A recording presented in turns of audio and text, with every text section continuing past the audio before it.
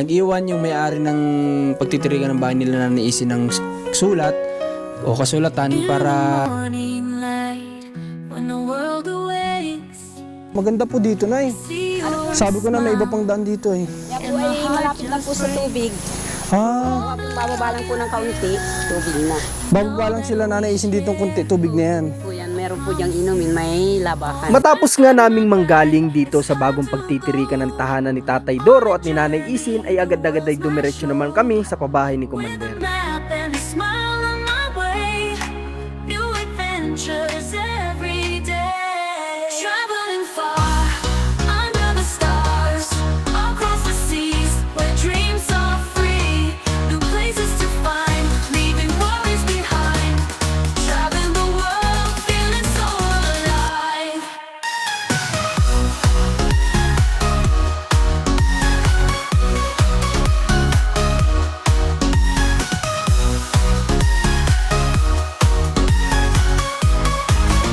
Dito na kami ngayon sa bahay nila Nanay Isin tsaka ni Tatay Doro. At titingnan ni Rans kung nandiyan sila ngayon.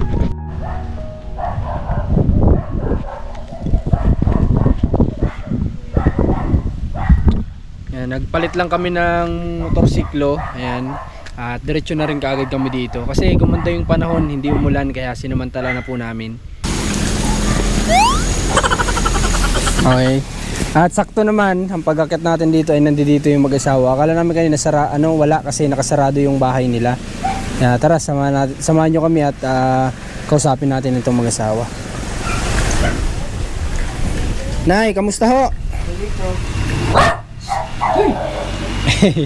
Ingay itong bungog na ito. Ay, bingi po yan siya, Nay? May-ari. Bungog. Yan, ay. May sakit niya isang asa namin. Kasi si Tatay Doro may-ari. Hay! Lumabas ka nga dyan, putang gala ka. Labas. Lumabas ka, ang ingay mo. Dito ka, dito Ay, ka. kamusta po? May sakit ka pa? Ayun. Pinilit ko pagpaliw ilalo mo sama. Dito ka! Sumama pakaramdam Ang mo. ingay mo lintik ka, lumabas ka rito. Labas! Tanggala ka. Ano po ba nararamdaman mo pa sa ngayon? Ito, parang pinitit Lumabas ka doon. utak ko dito. Ingay mo. Hindi kaya tayo high blood ka na naman? Dati ako, high blood. Kaya nga po, nasa na yung maintenance mo? Ay, hindi ko na ininom yun. Baka kung masobra doon, baka bumabaan lalo ang... Ang dugo mo? Oo. Hindi ka kasi sinasamahan ni Nanay Isin magpa-check up ulit. Hindi. Sabi ko baga po sa inyo no, magpa-check up ulit po kayo para hindi po tayo nanguhula kung ano ang nararamdaman nyo. Kasi batok po yung sinasabi nyo, baka mamaya high blood na naman po kayo. Baka high blood na naman kayo niyan. Nahulog. Ano yun? Tubig. Ano po pinagkaabalahan nyo ngayong araw? Naligo kami sa bukod. Kami.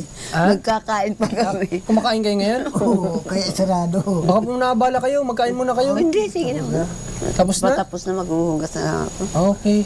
Kala ko, ikaw Nanay, okay ka na? Okay na. Okay na ang pakaramdam mo. Ano nakapagpatanggal ng sakit mo? Gamot o herbal? Kung nahihilot, saka yung tablitas. Nagpahilot ka? Kanino ka nagpahilot? Kay Tatay Doro. Kung may sakit na, nagpahilot ka pa sa kanya. Siya ang naghilot sa akin. Siya ang Yung gamutin ng mamatin. Ako rin ang gamot. Talo ko pa yun sa ate kanina. Yan yung mga galing dyan. Tay, dapat di ka na naghilot dito kay Nanay at may sakit ka rin. Kaya ko yun. Kaya nyo. Kaso lang, ikaw hindi gumagaling. Si Nanay, okay Hindi na. man yan marunong. Magkakasira lang kayo. Utusan mo kuha ng sambong. Kahit malapit lang maigi. Wala nang sambong doon. Ay, ganun. Kahit meron. Gago yan. Gago yan. Kasi Nanay Isin ganun. Nakarating ako ng parakali pagkuha ng sambong samantalang malapit lang ka ate dadang. Ay, wala naman sabi. Nakarating ka ng parakali, kukuha ka lang ng sambong? Oo. Sa Parakali yan. Bakit? Bakit doon? Ay, wala daw sambong. Ang pala marami. Nung inutosan mo si Nanay Isin, kumuha ng sambong, wala daw. Pero meron pala. Ay naku, si Nanay Isin, nakarating tuloy ng parakali ng wala sa oras. Kala mo, yan, papatay ng asawa. Kala mo yan ay matino. Bangkaw yan. Yeah. Bangkaw yan. Bangaw. Sinabi ko, harapan pati. Bangaw ay bakit nagtsatsaga ka? Ano? Nagtsatsaga ka? Ha? Bakit daw kasi Di ba, nagtsatsaga ka tatay? sa bangaw? Ha? Ba't daw nagtsatsaga ka sa bangaw kasi? Ang pangawago, hindi na nag-aabyan ng kaya asawa connect pag kaya may pagkain. mahina. Papabayang ka. Laman ng mabaitan ako dyan eh. Yung mabaitan ka? Oh, kaso nga ay sutil. Sutil. Ilang ang problema pero nababaitan ka. So, okay, Nanay Isin, ganito, Tatay Doro. Nanggaling po kami doon sa sinasabi nyo kay Kuya Joel. O, nanggaling po kami ngayong araw doon. Joker yun. Joel po ang totoo niyang pangalan. Hindi si Joel, si Joker talaga yung kapalit sa pag-ahon. Sino yung Joel? Ay, pamangkin ko yun. Hindi may tindahan? Yung may tindahan yun. Dito sa itaas, dito. Yung Dinadaan katapat mo ni pa itong kalabaw. Ate Kaling. Sa una-una ni Ate Kaling na Alvarez. Pero yung may truck yung gusto sa inyo magpatira. Oo, yung O may yun na truck. nga, Joel nga ang pangalan niya. Hindi. Joker talaga yun. Bakit yung nandun sa nandun sa chat? Kachat ko siya kanina, ang gamit niya sa Facebook, Joel.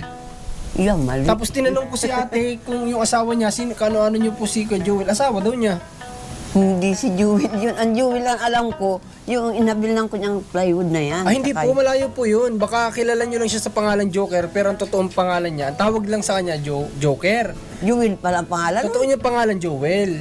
Ay, putres yan. O, tinan niyo, kamag-anak niya, hindi niyo kilala. Ay, Loko-loko. ang alam ko talaga, Joker talaga Yun ang dun. tawag sa kanya. Kilala siya sa pangalan ni Joker. Palayaw. Pero yung sa Palayaw. Pero yung totoo niyang pangalan, Joel. Ay, anong sabi sa iyo? Nakausap ko po yung asawa niya, Nanay Tatay ha. At tiningnan namin yung location kung saan kayo pwede magpagawa ng bahay. Saan daw? Doon lang sa taas nila. Tapos malapit lang sa kalsada. Tapos yung tubig nyo daw, nandun lang sa likod. Labahan, tubig, nandoon na, malapit na. Tapos yung kalsada, siguro parang dyan lang din sa kalsada na yun, ganyan lang din yung layo. Sa tingin ko nga ay mas maayos na ang bago nilang lilipatan dahil dito ay malapit lamang ang sinasabing tubig na pwede nilang mapagkunan ng pang-araw-araw. Dahil nga ito na rin ang isa sa kanilang inirereklamo doon sa naging pabahay ni Commander na kanilang tinitirhan.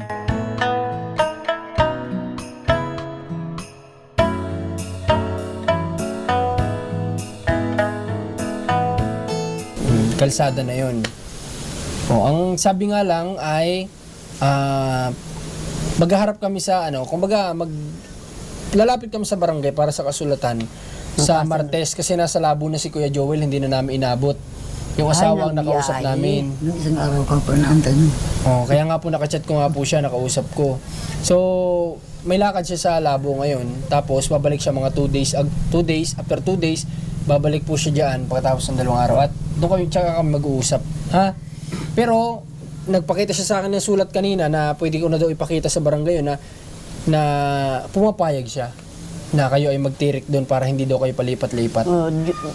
Ganyan nga, ilutin nila. Pero di ko akalain may ganun po kayong kamag-anakan na mabait naman pala. Mabait Kamag-anak yun. kong lalaki. Oo, Ang babae kamag-anak niya. na.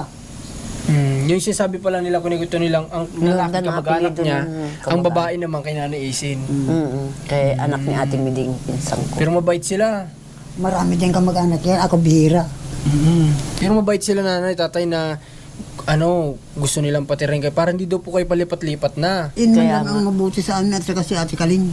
Kaya nga po Nanay, ganito ang sabi lang ni Nanay, asawa ni kay Joel ay pwede ka daw doon magtanim-tanim parang ginagawa niya. Kasi siya din po pala at yung mama niya matanda na, nagtatanim si pala Ate sila. Miding, nagtatanim sila ng mga kanggos, Mga may mga gulay.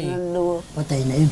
Kaya nga po sabi niya, sana ikaw din, kapag nandoon na kayo, magtanim-tanim din kayo. At pwede daw kayo doon magtanim sa palibot. Palimot ng Palaging bahay. ganyan ang gawa namin. Kung saan kami nakatira. Kayo ay, kung saan kayo nakatira ay, Natanim kami. ba't dito wala naman kayong tanim? Paano naman ang panahon? Ang sama na ulan, nagbabagyo.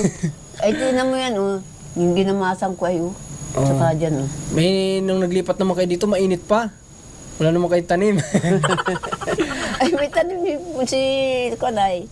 Yung matanda sila, may tanim pa sila. May tanim pa yung matanda. Yan, tanim Hindi mo sa iyo yun. Hindi nga. Pero sana yun, doon sa lilipatan ninyo, ay magtanim-tanim kayo doon. Ngayon, yung karpintero, dapat pupunta na po dito para gawin dito. Pero yun nga, pinakancel muna namin at sabi namin, standby muna at may papasukat kami sa kanya. Yun nga doon sa location na pagtitirikan ng bahay nyo. ipapasukat muna namin po yun sa kanya, ano, para ma-estimate niya kung ilang materyales ang kailangan. Ang usap namin mag-asawa, ganito lang kahaba yun. Kaluang. Ganito lang kalaki. Ganito lang Dahil, sa dito. dito. Gawa ng, yung kwarto. Okay lang po. Suggestion lang naman dito, siguro ni nanay. Yan sa may bintanang kwarto na yan, dito ang higaan namin. Dahil lagayan ng mga gamit, nakakayabog ka nakakuan Okay, ganyan. ang gusto pala nitong mag-asawa, yung maliit lang na bahay. Maliit lang po talaga kaya namin ipagawa. Kasi wala man tayong masyadong budget sa malaking bahay at wala man po sa atin din pang wala pa kaming katulong na sponsor para makapagpatayo ng malaki. Kaya ito galing lang sa sinasahod namin, ipapagawa natin. So pwede naman sigurong mas malaki-laki dito konti. Kaunti. Ano? Oo, may Laki-laki natin konti. kaunti. Para na sa ganun ay komportable Sila kayo. ay malaking tao. Tsaka Maliit. komportable kayo dapat. Ano ito paano? Ano po ba ang gusto niyo sa bahay? Gusto niyo po ba sa bahay yung may may sahig din na ganito o yung nakaangat? Ano po bang gusto niyo? Ayun ang gusto niyo? Yung parang bahay niyo doon? Oo, kasi ang sahig na kada malapit sa lupa, nakakapasok yung ahas. At dito naman sa sinabi ni Tatay Doro ay tila may punto siya dahil dito nga sa aming lugar ay halos napapaligiran ng mga naglalakihan ng mga puno. Lalo na ang kanilang lilipatan ay halos nasa gitna sila ng mga naglalakihan at nagtataasan ng mga niyog. Pero yung angat, Hindi. maaari nang mapapatay ang ahas at nakikita angat ang lupa. Na hindi na sisiminto yun, agam di na. Ay, oo, sa kanya. Sabi ni Kapag- Makmak sa akin, sisiminto Kapag po kasi angat, hindi po natin masisiminto yun. Kapag angat, ang gagamitin natin, pinolik yung makapal na, pinakamakapal na pwedeng pang sahig. Yung matibay yun. Ganun ang gagamitin natin kung gusto nyo nakaangat. Kung anong tama doon. Siminto na nga at tuwan ay dahil aangat mo pa yun ay sisimintuhin naman yun ni Makmak ko. Ano po bang sa tingin mo tayo dun sa location na yun na medyo gubat? Ano ang maganda? Tingin mo? Magandang kainginin yun. May kalaan yun ay. Makikita mo rin ang gagawin namin pag sakali nandun. Pag may taas kasi, yung parang limot nyo na siguro. Kasi may pabahay po ako dati dyan sa Dagit. Yung po ay angat. Ang ginawa ko doon, yung mga postihan niya, yun ang sinimento. Yung ito, unang poste, may simento yan, nakabaon niya sa lupa. Yun yung nakasimento para matibay, hindi mabubulok. Yun yung nakasimentado. Tapos buhos. Yun yung gawa pa bahay ko doon sa sa Dagit noon. Pero yung hindi naman tayo nagtagal ng vlog doon kasi nga medyo may kalayuan talaga din dito. Nakakapos kami sa oras. Pero napagawa naman yung bahay nila. Kapag ganun, ang gusto ni tatay angat, at sabi nga niya, iniisip niya siguro sa mga ahas-ahas kasi medyo gubat, may point naman si tatay doon sa sinabi niya, pwede din yun. Pwede din natin gawin yun. Nakakita ko sa ibang bahay ay doon ka Juby, bagyo ba doon tayo nakituloy, bagyo. Ba, nagpasukan ang mga ahas. Oh, pinapatay nila baga, may ulahipan, kung anong klaseng ulahipan at kahaba, kanyang kahaba. Magdugtong siguro. Sige, kung may taas yun, siguro, pwede nating gawin dun yung yung dapat na design para kila nanay ka na mami at daddy. Pwede nating ipagawa sa kanila yon. Kasi ang gusto ko doon, yung may nakaangat siya, tapos may balkonahe yun. Tapos basta may tambayan, parang ganun. So yun siguro pwede nating i-suggest yun doon sa karpintero. Tapos yung magiging kwarto nila, hindi naman kalaki yan. Talagang lang, sakto lang din na may malagyan ng gamit. Tapos magkukonsumo pa kasi doon yung yung balko na gagawin. Kukuha pa doon sa sa space na yun. Kaya pwede sigurong kausapin natin si Kuya Nilo. Bukas kasi sa Panganiban kami. So pwede nating after namin doon pagbalik, isama natin siya doon. O kaya naman, pwede na din naman siya mag-estimate kasi total nakita naman namin yung space. Pwede na tayong magbigay sa kanya ng suka tapos makompute na kahit hindi na pupunta doon. Pwede siguro yun. Ito, isabihin na natin sa kanya yung laki tapos i-estimate naman niya para hindi na siya maabala na pupunta pa doon bukas. Ganun lang gagawin siguro po Ano natin. yun, pwedeng mapakisayuan yun, panday mong yun, pero mo bayaran. Ayusin yung parang aparador niyan. Bakit po? Ano pong gusto niyong gawin niyo sa aparador? Ayusin, ibalik siya dati. Bakit po? May sira. Sira? Wala pantayin. Bakit gagamitin nyo ba? Oo, biningi ko yan ay. Hiningi sa Tay, yan kasi, ano naman po ang plano nyo ilagay dyan? damit.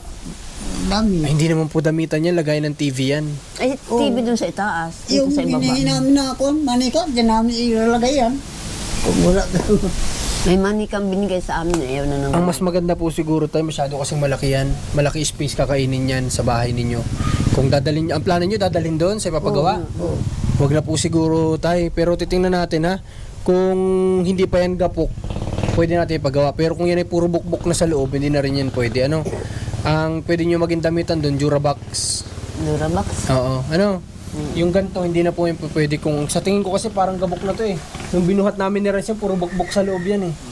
Oh, hindi na mawala ng pagpapakuan dyan kapag puro bukbok yan. Kasi hindi ang kahoy, yun yung parang plywood lang yan, ganyan, oh. Manipis. oo, wala siyang laman yung loob. Kaya hindi pa pwede. Parang lawanit nga yata yan eh. Huwag na po yan, ha? Huwag na yan, huwag na nating anuhin yan. Ang damitan nyo dapat yung maliit lang na Durabox. Para Mga hindi masyadong ganyan. takaw space. Ganyan. Durabox yun. Malaki pa nga yan. Kasi may ano yan eh, may sabitan. Gaano po ba karami ang damit ninyo? Ba, nayan, no? Yan. Ha? Nayan, no? So, Kasi pwede tayo magpagawa sa karpintero ng yung cabinet sa taas na pwede pang paglagyan. Kung pwede nating ipagawa sa kanya, pwede tayong makasuyo. Ito yung nag-alis dito. Kung yan lang mga damit-damit nilang yan, ang takpan niya ng damit yung galing sa Alaguas.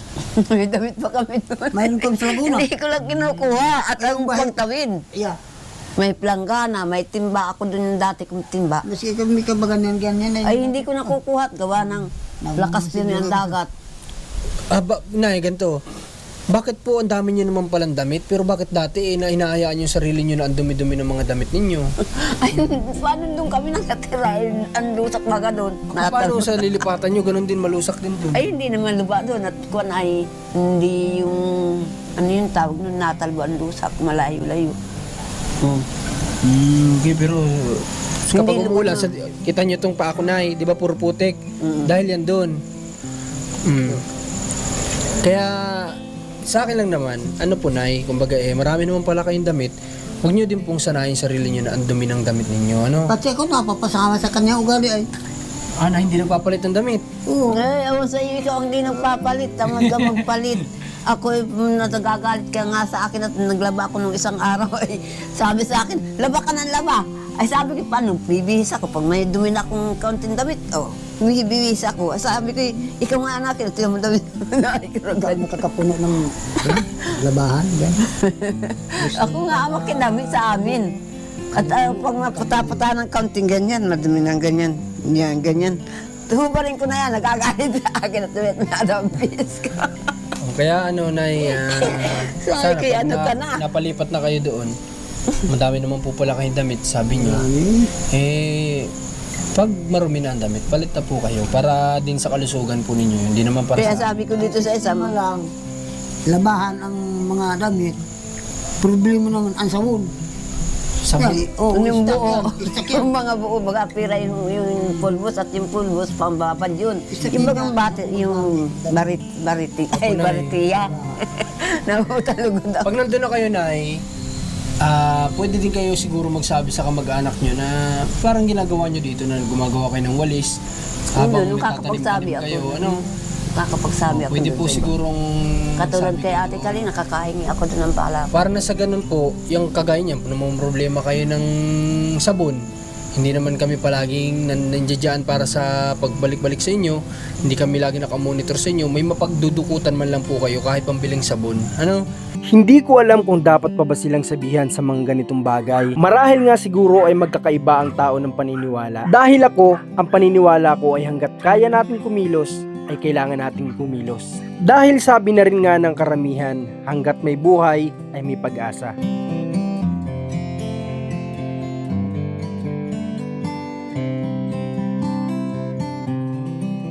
Kung wala kayong sabon, magkano lang ang sabon? At kung gumagawa kayo ng walis, may mapagkukunan kayo ng pambili ng sabon. Doon talagang kakakuha ako dito. Ang paggawa ng Kasi mga kabayan, ito si Nanay Isin, sanay kita ko sa kanya. Medyo nasanay kasi ito si Nanay Isi na nandyan sa sentro nangihingi. Kaya hindi maalis. Yan nga po tay. Yun nga ang sinasabi ko mga bahay. Kasi kami nakakita ng nangyayari lahat. Ito si Nanay Ising kasi nakasanayan niya na yung nangihingi sa tao. Nay, ang ganito po kasi, kumbaga, huwag niyo pong ilagay sa isip niyo na manghihingi na lang kayo. Kung pwede pa naman tayong gumawa ng paraan para magkaroon tayo ng sarili na hindi natin hiningian, why not naman pong gawin natin? Kagaya nga ng kaya siguro tinitigilan nyo, iniisip mo siguro, pwede naman ako manghingi na lang sa bayan, pupunta na lang akong bayan, manghihingi na lang ako. Kasi hindi po lahat ng pagkakataon may magbibigay sa atin. Paano kung wala? Di uwi tayo, wala rin tayong dala. Hindi kagaya kung ang inaasahan natin ay yung sarili nating kilos, yung paggagawa ng walis. Hindi natin kailangang isipin lagi na pupunta ng bayan, manghihingi, pupunta ng bayan, manghihingi. Sabi nga Tatay Duro, hindi mo daw maalis. Yun lang naman po. Kaya sana pag nandoon na kayo, yung paggagawa ng walis, ituloy nyo rin. Tapos tanim ng gulay.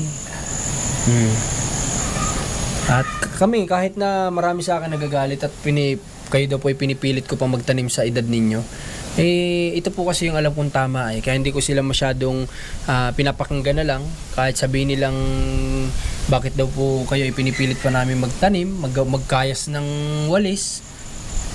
Sabi nga po ng kamag-anak nyo hindi naman mabigat na trabaho yun at kayang-kaya pa daw po ni Nanay Isin din lalo na. Nahihirapan siya sa pagkuha ng pangwalis yung pagkuha ng dahon. Inaakyat pa niya yung pinupuso ang dulo. Yung kapuso, tira din sa itaas. Bakit naakyat? Aakyat siya. Bakit naakyat po? Bakit kailangan umakyat? Oo, yung nakabitin. Parang bakuha yung nakabitin. Oo. Okay. Minsan nakukuha yung kapuso lang. Total kamag-anak nyo naman, baka kapag minsan nandun sa Nyugan, pwede kayong makasuyo na pag sungkit mo naman ako, gagawin kong walis, di ba? Yung mga ganong papayag naman, ang babait nga nila di ba? Doon kay ate kanina, kakahingi din ako. Papayag naman siguro at mababait naman po sila lahat dun mga bayan. Kausap nga namin kanina sila without camera ayos na, ang ganda po nilang kausap, di ba? Di bale, babalik kami dun ng Martes para makapag-usap kami dun kay Joel at magpipirma lang ng na habang nabubuhay nga kayo, ititira kayo doon. Kaya lang naman natin gagawin yun. Kahit nakakahiya man tayo nung nakikisuyo sa kanila na magtitira kayo doon, maabala pa sila para sa Para lang din sa inyo yun. Para sa safety din na hindi kayo maalis doon sa titirikan ninyo. Para hindi na kayo palipat-lipat.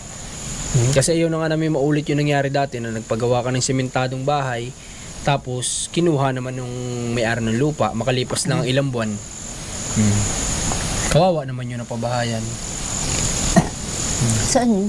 Anong pagawa? Kay Tatay Moises, kilala nyo ba si Tatay Moises? Misis na. Asawa ni Nanay Shirley.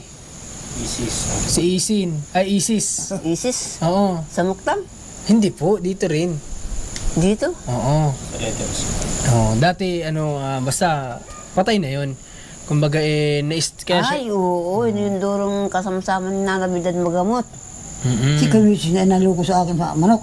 Hindi yan, misis dito yung naggamot sa iyong babae, nasira ang isip yung babae. yun. Si Nanay Shirley. Si Shirley. Yung asawa nun. Sila napabahayan sila dati ng grupo sinasama namin, kami ang nag-asikaso nun.